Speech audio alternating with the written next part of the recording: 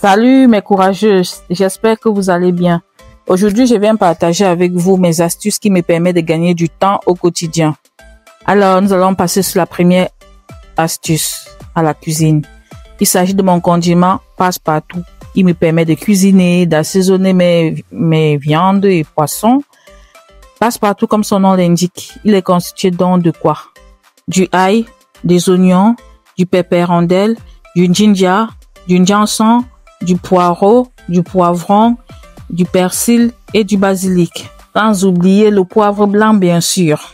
Alors ici, j'ai d'abord mixé du poivre blanc parce que je devais réserver une partie pour souvent rajouter dans les éléments où nous avons besoin de beaucoup plus de poivre blanc. Donc j'ai fait une partie que j'ai réservée et par la suite j'ai mixé le reste. Attention, le secret c'est de mixer avec de l'huile, pas de l'eau, avec de l'huile.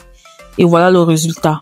Je le mets dans 2 bols différents comme ça afin de pouvoir utiliser au fur et à mesure pour ne pas entrer l'air à chaque fois dans tout le mélange. Donc, quand j'ouvre la première boîte, après la première boîte, je passe à la deuxième boîte comme ça. L'autre boîte reste hermétiquement fermée le temps que j'utilise la première boîte. Ça permet de conserver plus longtemps. On va passer à la deuxième astuce. Je vais pas tarder dessus. C'est de la sauce tomate que j'apprête. Comme ça me permettra de faire mes pizzas, de parfois cuisiner certains repas quand je suis pressée. J'ai pas le temps de faire cuire la tomate en avance. C'est toujours un gain de temps. Quand vous anticipez, ça vous permet de manger correctement sans passer trop de temps à la cuisine.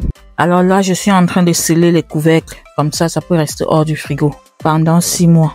Passons à la troisième astuce. Waouh! Moi, ça me dépasse. Kiki.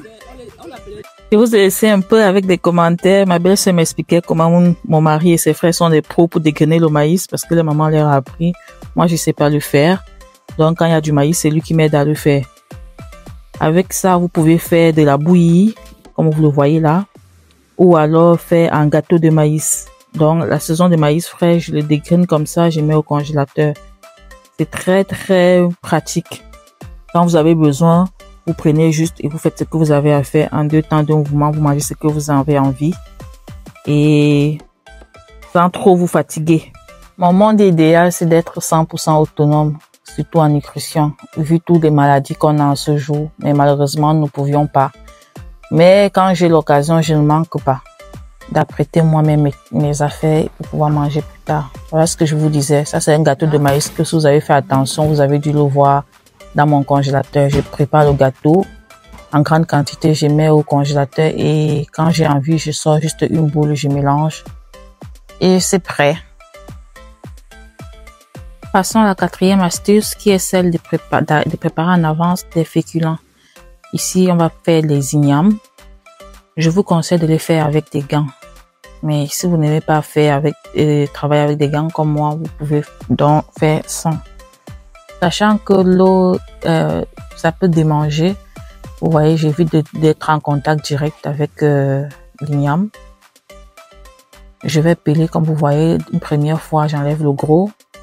Et ensuite, je viens laver. Un conseil pour laver, ne lavez pas dans un seau fermé quand vous n'avez pas de gants. Sinon, ça va vous démanger. Donc, je reviens une deuxième fois repeler, enlever les petites saletés qui restent. Vous voyez, là, j'ai tout pelé, je nettoie. Ensuite, je viendrai laver directement dans le bac comme ça. Au fur et à mesure que l'eau touche, elle ressort. Elle ne reste pas dans le récipient. Parce que si vous mettez dans un récipient que vous lavez, vous envoyez vos doigts dans le lot là, ça risque de vous démanger. Et si vous n'êtes pas habitué, ce sera vraiment très désagréable. Une fois lavé, je renettoie. Regardez là, c'est nickel. Maintenant, je vais les découper en plusieurs formes. En forme d'accompagnement, tout rond. Et en forme, je sais pas comment je vais expliquer ça, ovale, vous verrez en image. Là, ce sera pour sauter. Donc là, celui-ci tout rond, c'est pour l'accompagner. Et là, c'est pour sauter. Je fais des paquets et puis je mets au congélateur. Vous pouvez faire pareil avec des bananes vertes. Qu'elles ne mûrissent pas. Vous épluchez, vous mettez au congélateur. Et le jour où vous voulez préparer, vous sortez, vous préparez. Ouais, voilà mon panier de féculents. Là, j'ai du maïs, du manioc, des gâteaux de maïs, de la tické. Et quand j'ai aussi du couscous, le reste du couscous, je mets là. Donc, c'est à peu près comme ça que j'organise mon congélateur. Comme vous le savez, je recoupe toujours mes objets ensemble ainsi que les aliments pour que ce soit plus facile et simple. J'essaye de réorganiser afin que tout passe. Un conseil pour la cuisson des ignames, je vous conseille de les cuire à la vapeur. Je trouve que c'est plus bon. Donc, vous verrez par la suite, je vous ai fait une recette bonus. Et voilà, tout est prêt. 2 jours plus tard, j'ai eu envie de manger ces ignames avec des épinards sautés. J'avais déjà les épinards au frigo que j'avais sautés et gardés. Et là, j'ai juste voulu rajouter des crevettes. J'ai pris les crevettes que j'ai nettoyées et moi, j'ai fait mes crevettes avec de l'ail et de l'oignon et un peu de sel, c'est tout. J'ai juste nettoyé les crevettes comme je vous disais tantôt. J'ai apprêté l'ail et l'oignon que j'ai fait revenir dans la marmite avec des crevettes. Et entre-temps, j'ai mis mes ignames à cuire dans mon cuiseur vapeur. Et en moins de 10 minutes, j'ai eu un bon plat prêt. C'est ça, quand on anticipe, on est plus sereine et on s'alimente très bien.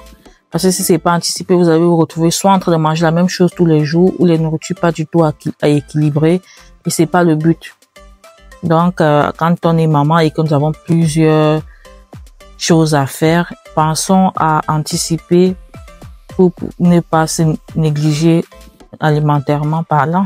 J'ai souvent entendu dire la cuisine africaine prend trop de temps. Oui, ça c'est quand on n'a pas anticipé. Quand on a anticipé, je vous assure que ça devient un jeu d'enfant. Alors, si vous êtes resté jusqu'ici, ça veut dire que la vidéo vous a plu. Merci de vous abonner, de me laisser un commentaire, même si ce n'est qu'un emoji. Quant à moi, je vous dis à la prochaine. Prenez soin de vous. Ciao.